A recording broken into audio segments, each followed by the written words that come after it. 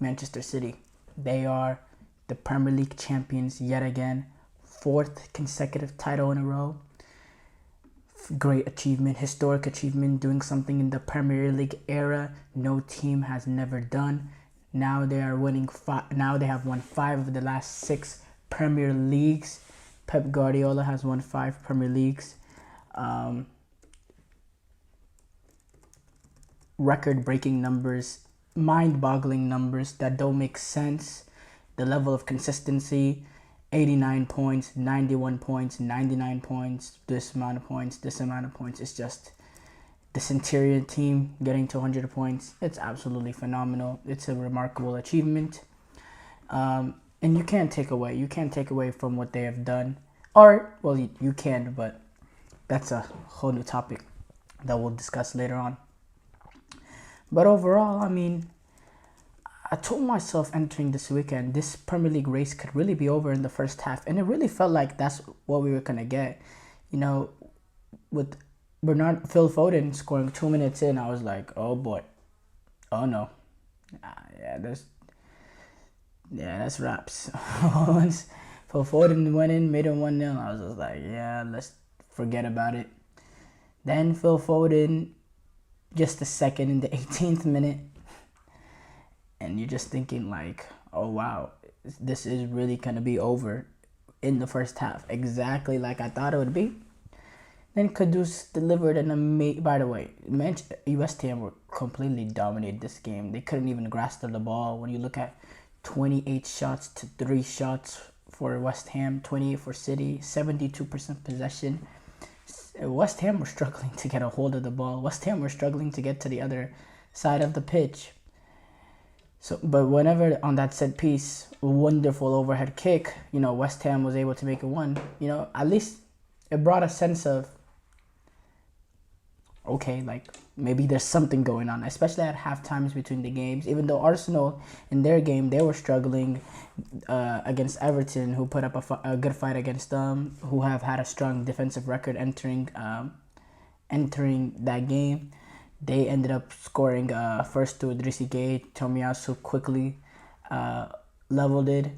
And it took them to the 89th minute for them to find the winner with Kai Havertz off a mistake with one of the Evertonian play. I believe it was Ashley Young. Ashley Young playing a horrible ball that got intercepted and led to a quick counter. I think Odegaard scuffs the shot. Havertz is there to finish it home, who ends off his very good debut campaign with Arsenal with another goal to add to his tally. A winning goal. You see, as soon as Havertz scores that goal, it's complete. There's no celebrations and none of that. It's just waiting on the City game. And yeah, with the City game, Kudus scored that goal, but I mean, it was only going one way. In that second half, it was just City. And then Alfonso Areola, he makes a mistake, 3-1. That is the Premier League title for Manchester City. Now, these are video game numbers that are Manchester City. I mean, 4 consecutive Premier Leagues. It's like when you're playing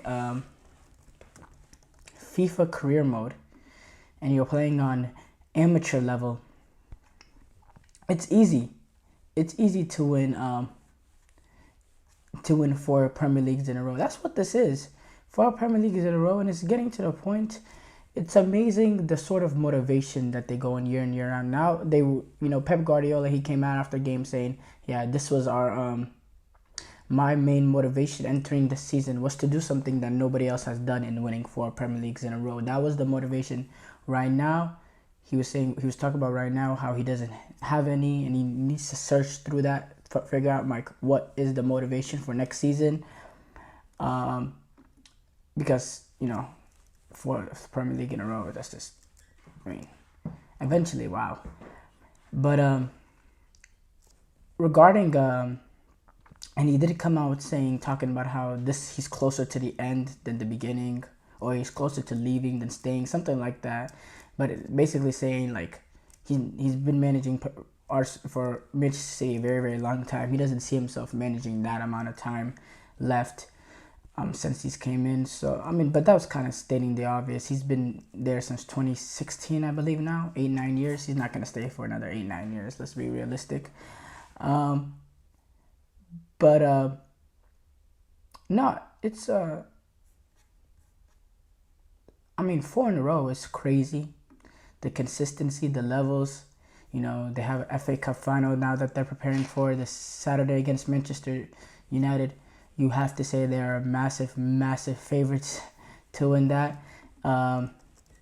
Just because of, just the sheer talent amongst the squad. Phil Foden, remarkable season for him. Probably really close to me for up there with Premier League Player of the Year.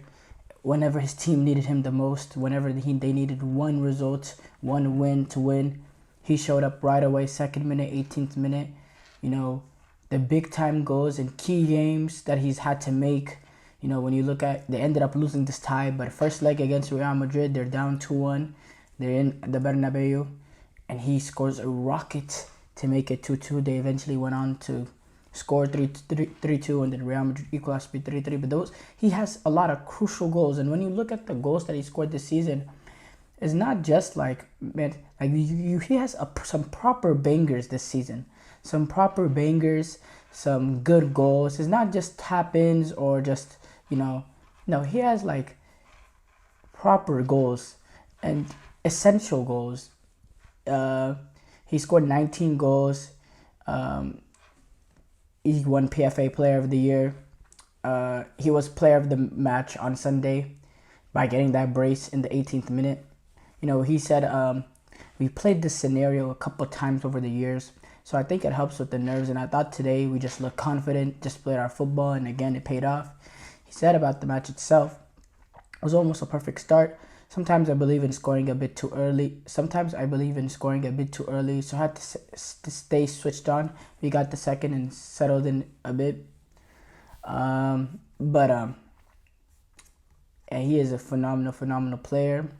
And when you have the ability that Manchester City has, where they go and they win the treble last season, and then they bring in $100 million center back that didn't really even fit in right away. He was struggling a lot earlier this season. They couldn't really find a position for him.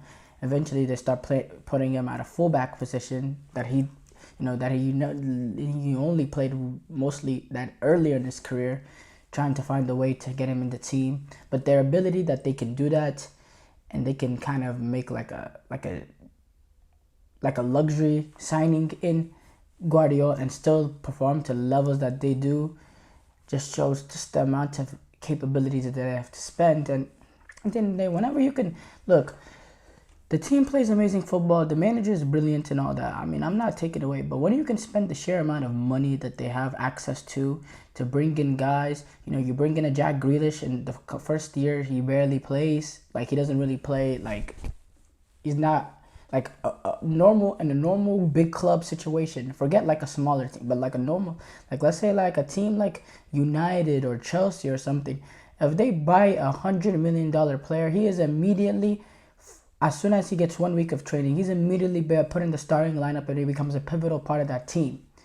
When you're a team with Man City and you have the money that you have within your squad and the capabilities of building an A team and a B team that's good enough to compete, you can make those splash $100 million signings, and if they don't turn out right away, well, still it's fine. You can ease them into it that other teams don't have the luxury of doing, and still being able to compete the way Manchester City has. So I mean, the money and the sheer spending, as much as we will try to act like is not that big of a deal, is a massive deal, and the fans recognize that too. Now, obviously, you got Manchester City supporters and Pep Guardiola and Manchester City board members trying to defend, the club by people try to delegitimize their trophies. But at the end of the day, the facts is the facts. The facts is the facts, and you cannot hide away from that. You can't hide away from the 115 charges by the Premier League. You can't hide away from the fact of the charges from UEFA. And by the way, UEFA tried to charge them too, but there was some loophole that they found in the in that they didn't sue Manchester City within the 2-year period or something that let City go off unpunished. But I do believe that part of UEFA feeling like they didn't punish City the way that they should have been deserved to be punished, they're getting back at them with this whole Girona City situation of, multi-club ownership, not letting them, because of Alexander Sheffrin, UEFA president. He said in an interview with Gary Neville on his show of I believe this was about a year ago or so, talking about multi-club ownership and them willing to, bend it a little bit, be more flexible to allow multi-club ownerships and to allow those teams in the Champions League. He said that with his own words. But now they're coming hard down on Manchester City and Girona, saying they're both, they won't be both allowed to play in the Champions League. One is going to have to play in the Europa League, which would be Girona due to league position or whatever. I think that's coming. I think that's kind of like a get back from UEFA, kind of.